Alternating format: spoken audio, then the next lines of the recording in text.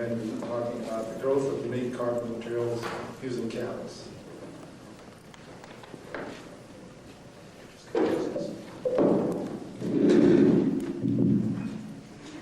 Could you put me the projector on, please?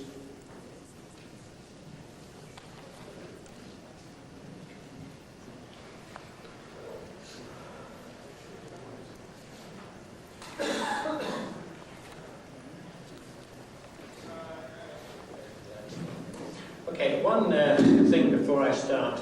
When I first met John Simfeld, it was in a luncheon with he and Jim Cusimano, and at that time Exxon was trying to woo me over the Atlantic. Well, that was a very relieving luncheon because I found for the first time in my life somebody else who didn't like eating chicken. Whilst I was at Exxon, I didn't work on biometallics, but it's since leaving the company and moving into academia that I've realized the value of John Simfeld's work, and it has played a paramount part in the building and engineering of some of the materials I'm going to talk about. The carbon materials, graphite nanofibers, for years people in catalysis have regarded this material as a nuisance. Now, let me tell you, it is worth more than gold. And some of the things I will share with you towards the end of the talk will bear that out. Well, it's a material we've known for years that's formed on metal catalysts. And I think over the last 7 to 8 years, my group in academia in various places has worked really to try and engineer this material. And it's all been done by the way in which the catalyst, shown here as this beautiful rhombohedral shaped particle, controls the way in which the gas interacts with that metal and also how carbon is precipitated. We have learned in recent years that in catalyst particles that make this kind of material, there are two distinct sets of phases. There are phases that favor the adsorption and decomposition of the reactant gases, and there is a different set of phases at which carbon will be precipitated. And if the arrangement of the atoms in those phases where carbon precipitation occurs matches the alignment of the atoms, the carbon atoms in graphite, then you will indeed deposit the carbon as graphite. And not only does the catalyst particle control the crystallographic perfection of the deposited carbon, it also controls the orientation of the fibers. So I'm going to talk about, first of all, the material itself, and we've now used it as a catalyst support material. And in the latter half of the talk, I'll talk about some work my colleague, Dr. Rodriguez, has done using the material to store hydrogen. Well, there are three different types of fibers that I want to allude to. Ones in which we glibly call them platelet graphite nanofibers. And here is the catalyst particle. There are, in this case, 4 phases at which the chemisorption takes place, and 2 phases, top and bottom, where carbon is precipitated as graphite. And this is the high-resolution picture showing the alignment of the graphite platelets in this type of fiber. They are made typically at about 600 degrees centigrade from both bimetallic and trimetallic catalysts. The reaction takes place at atmospheric conditions. Another type of catalyst, one which is rhombohedral in shape, where 2 phases, front and back, undergo reaction with the gas phase, and 4 phases precipitate carbon in this herringbone structure.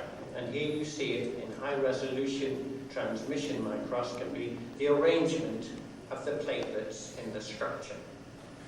And the final type I want to mention is a ribbon type of growth, where now the precipitation takes place from many phases, and there is only one phase at the tip of the particle at which the hydrocarbon undergoes decomposition. So we can manipulate the arrangement and orientation of the platelets in these materials. And it is this material that I'm now going to use as a catalyst support for nickel. And the advantages of this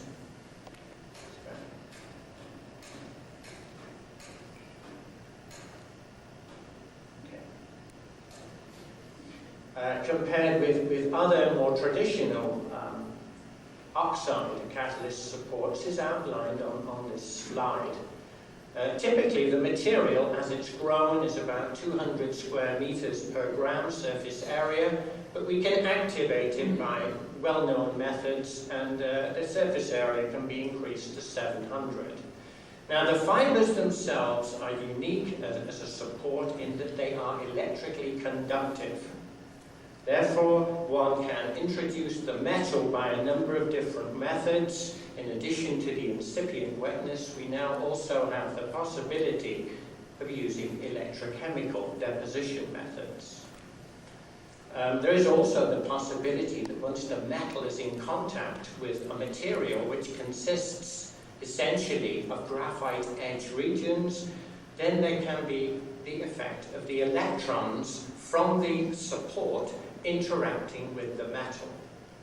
Now, in traditional graphite materials, single crystal graphite, SP1 graphite, when you put a metal particle onto those materials, in the main, the metal is going onto the basal plane surfaces.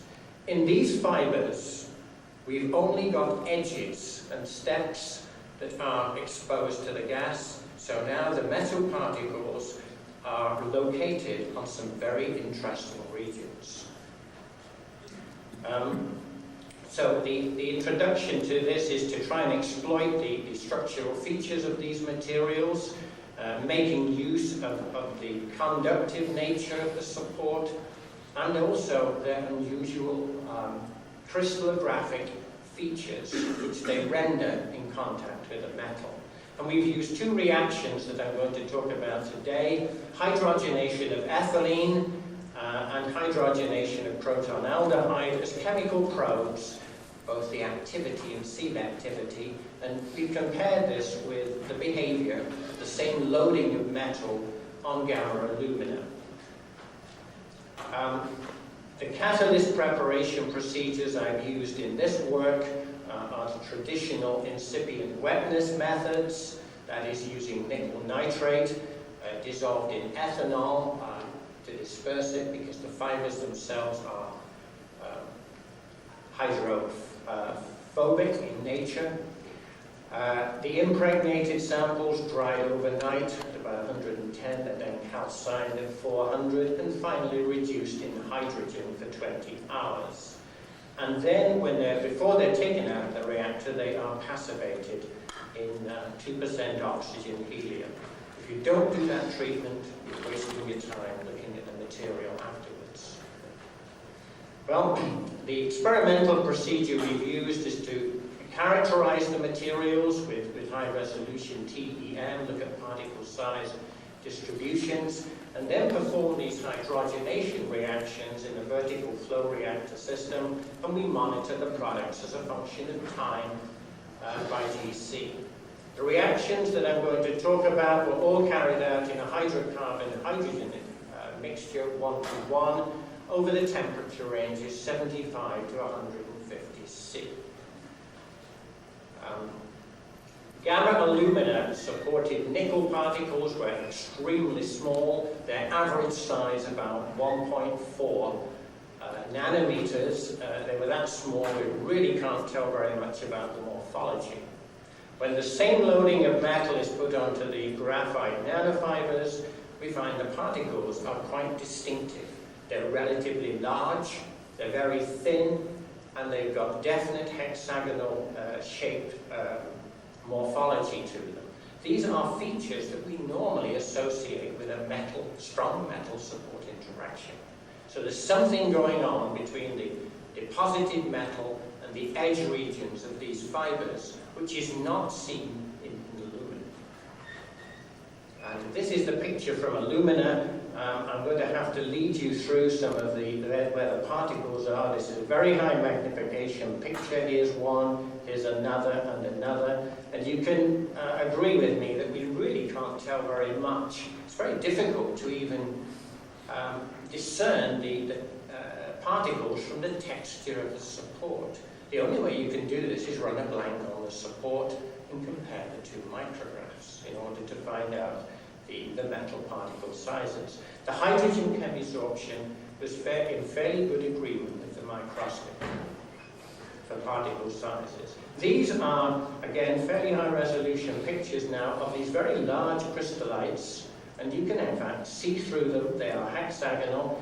Here is the fiber surface, and there is a range, a distribution, size range of particles on this type of support. But they all have the same characteristic of being relatively thin and hexagonal shaped. And at very high resolution, if you were near the front, you can see the lattice fringes of the fibers. They are indeed the platelet fibers that I showed you earlier. And also now we can start to see the fringes of the metal particle. And these do not correspond to the normal fringes that you would see on metallic nickel on other materials. There is some distortion in the nickel lattice resulting from the interaction with these edge regions of the fibers. This is the particle size distribution, this very narrow, sharp distribution from nickel on gamma alumina. And the two types of fibers that I'm going to talk about here supports the ribbon type and the platelet. The distribution, much broader. On average, the particle sizes of nearly 10 nanometers. Here, they are about 1.4 nanometers average size. So quite a massive difference in the average particle sizes on these two types of materials. Here is the catalytic data from the decomposition of ethylene in the presence of hydrogen over these catalysts at 100 degrees centigrade. And the reason I put this plot on is because people at the North American meeting in Chicago were of the opinion that maybe we had not fully reduced the nickel on the alumina. Well, here you see the plots. The yellow is for alumina. The alumina plot is here, actually. It's pretty high reactivity. No, I beg your pardon. The purple is the alumina. The ribbon-like support is the lower one. And finally, the platelet is down here. So actually, of these three catalysts, we're finding that the material deposited on the alumina is the more active in this case. But let's, as we switch now to look at the proton-aldehyde hydrogenation reaction, and Al Van Eyck this morning led you through this, and I'm not going to reiterate everything he said, but the desired product from the hydrogenation of proton-aldehyde would be that you would want to hydrogenate the CO bond and leave the C double bond intact. And normally, the selectivity for this reaction is relatively low.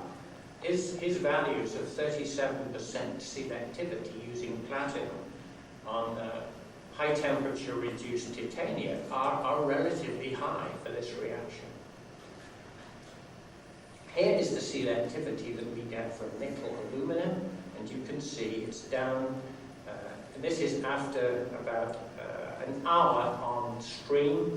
Its highest is at about 125 degrees centigrade. We're getting about a 20% selectivity in this reaction. This is gas phase reaction. When we put the nickel on the platelet fibers, again, a slight increase in the selectivity, about 40% selectivity towards the alcohol.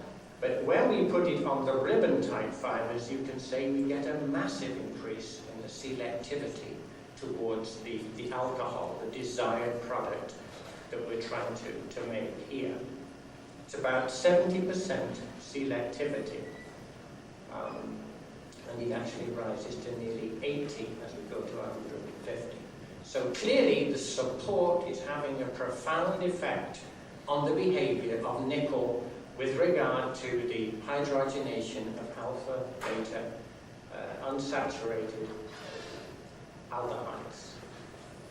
And the reasons for this are not fully clear at this time. This is very preliminary data, but I want to take a step back and just let's look at what graphite really is. If we look at a sheet of graphite, it consists of a basal plane region, which is relatively unreactive.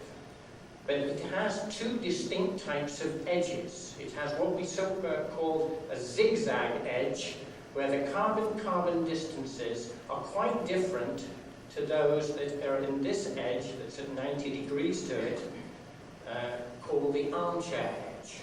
So one can expect with the nanofibers, where we are exposing the edges of the material to the nickel, we are going to get different spacings in the nickel crystallites when they're deposited on this type of face compared to this face.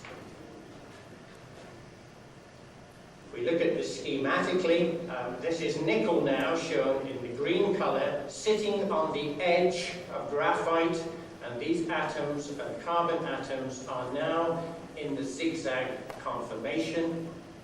And you can see that the clustering of the atoms is fairly tight.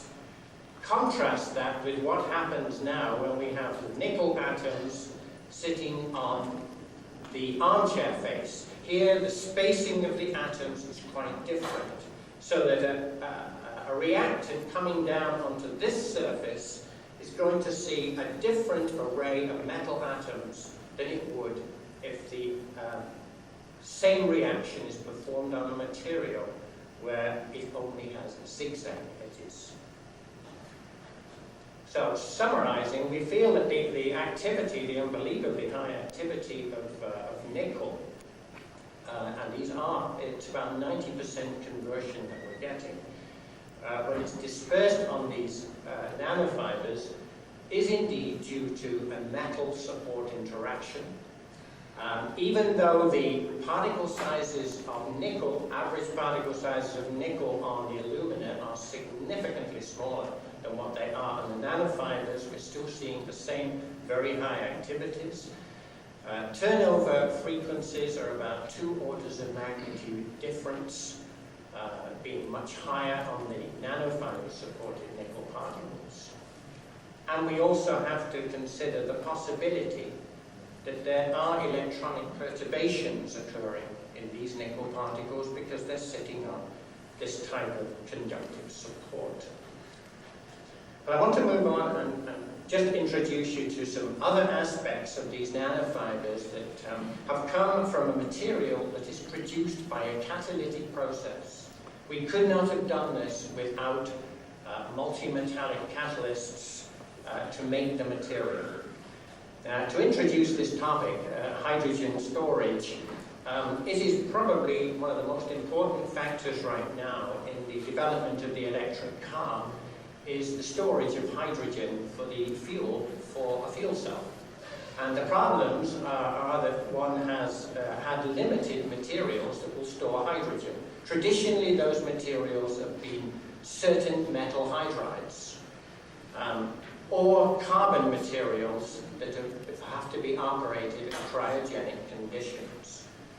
I'm going to share with you some data today which is really quite astounding, and it's all performed at room temperature.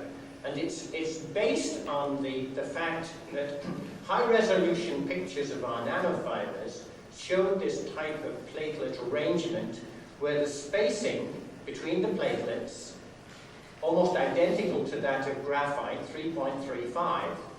And if you look at the kinetic diameters of small gas molecules, you find that hydrogen, 2.89, should be able to fit in between those layers.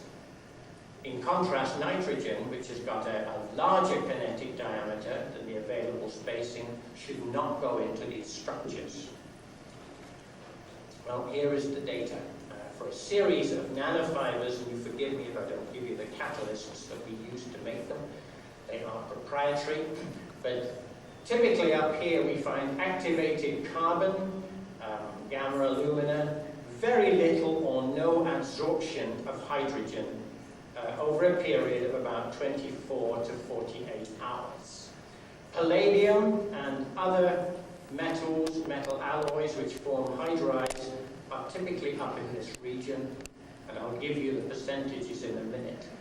We have a set of nanofibers, a family of them, which will absorb hydrogen at room temperature in a molecular fashion and hold it at high pressure.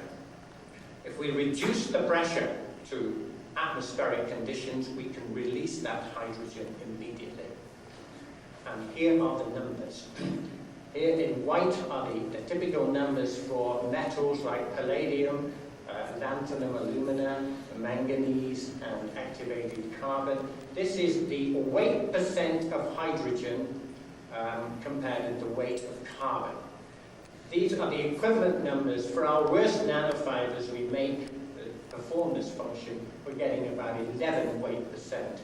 Otherwise, we are up in 50% and higher amounts of hydrogen in the material. This is the data now for the hydrogen that's released over and above the blank experiments. You see the traditional materials, very little hydrogen, and in these three types of materials, you have to heat the material to release it. Our nanofibers release the hydrogen at room temperature merely by dropping the pressure. So we have now got, if you excuse this slide, but it does put the situation into some perspective.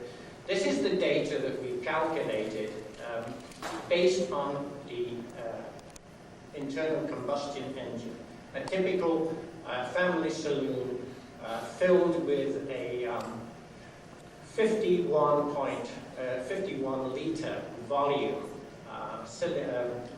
gas tank would go, we're being rather obvious here, 450 miles.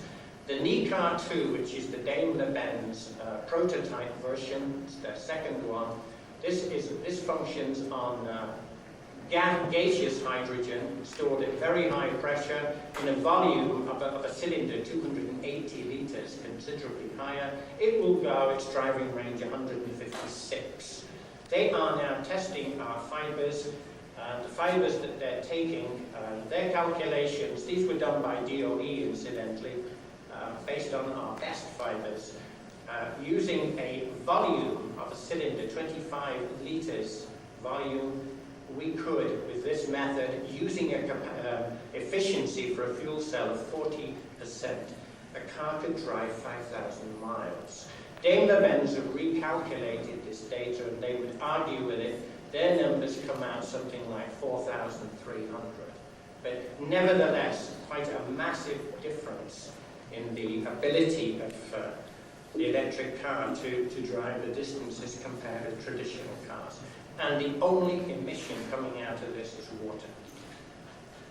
Okay, I would like to thank Basic Energy Sciences for much of the fundamental work that's been done on the nanofibers. We were looking primarily at deactivation of metal catalysts, and the fiber technology was an offshoot of that.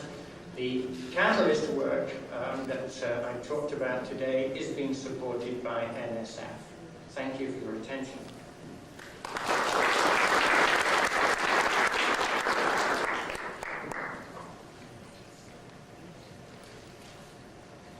Any questions? Yes? Gary, you just saw the slide of the weight in liters. I think they've taken them off now, but go ahead. I'll put it back on. I realise this is the wrong audience to talk to you about this. Petroleum companies will be very pleased. Yes, that 84 kilogram in 25 liters. Now you have a 1.5 factor, so your hydrogen is will have divided by 3, will be 20-something kilograms. No, this is including the weight of hydrogen. Yeah, and carbon. That's right. So you only have 50% hydrogen of the weight, right? Yes. 50 or 0.5 over 1, is it? Yes. Or 50? Yes. So 0.5 over 1, that means that 1/3 is hydrogen. Out of that, is it? No, 50% Out of of it. it, so 1 over 2. Okay. Okay? So my question is, why should the hydrogen weigh so much when you have only 25 liter versus liquid 51 liter and you have 36 kilograms? Good question. Danny, you want to answer this. But the hydrogen, we believe, is stored in the liquid phase at room temperature under these conditions. And its packing is much, much better than it is in the liquid phase. The densities that we're getting are higher than liquid hydrogen. Yeah. It's unbelievable. We don't understand it yet. I'll be honest with you, we've done very little fundamental research. We've gone straight to the application side. And this is now, we have a big program with Daimler-Benz, as much as I can tell you. George? Terry, the weight items, that is of only the fuel. It does not include the weight of the cylinder that's... That's correct, George. There has to be the weight of the cylinder holding it will have to be added on, yes. But that's not likely to be very heavy. It's going to be made out of a composite. Right now they use an aramid fiber composite to make it, and it's not all that heavy. Do you have the weight, Nelia? About 12 kilograms. 12 kilograms we would add on to that, yes. So, I have a couple of questions. Yes. So, question of the first part of your talk. In your case, you have a monometallic system, so there are two reasons why your nickel could be more selective for the unsaturated alcohols. One is an electronic effect of graphite, as you mentioned. The other is the fact that you have faceted particles. Particles are faceted. Absolutely. Okay, so there may be a steric effect whereby the molecule does not absorb flat on the surface, but absorb via the CO bond, which would be favorable with respect to the CC bond. Your point is an excellent one. I omitted to stress that for the simple reason we haven't done enough high-resolution microscopy yet. But that is my feeling, that we are making a particular orientation of particles. We need to be able to do, basically, in situ, high-resolution electron diffraction on those crystallites and compare them with what other systems. But you're absolutely right, I think, that it is the orientation of the atoms on the surface of the crystallites, which are different to what you get on other supports. Al? Terry, do you have enough data at this point to know whether or not that absorbed hydrogen is 100% of it absorbed in molecular form? Yes. It's all molecular hydrogen. It cannot be atomic hydrogen. Atomic hydrogen goes for graphite at 70K. It is very, very reactive. So this is molecular. And we analyze it when it comes out. It is only hydrogen. There's no hydrogenation occurring. Thank you. Keith has it. A quick one. Just quick. Have you ever tried substituting material? Well, this isn't my program, but the answer to your question is yes, she's going to do that, and a lot more things, one of which is to do neutron scattering. That's going to be done in Washington with deuterium and hydrogen, because we've got to try and understand this bonding, how the hydrogen is held in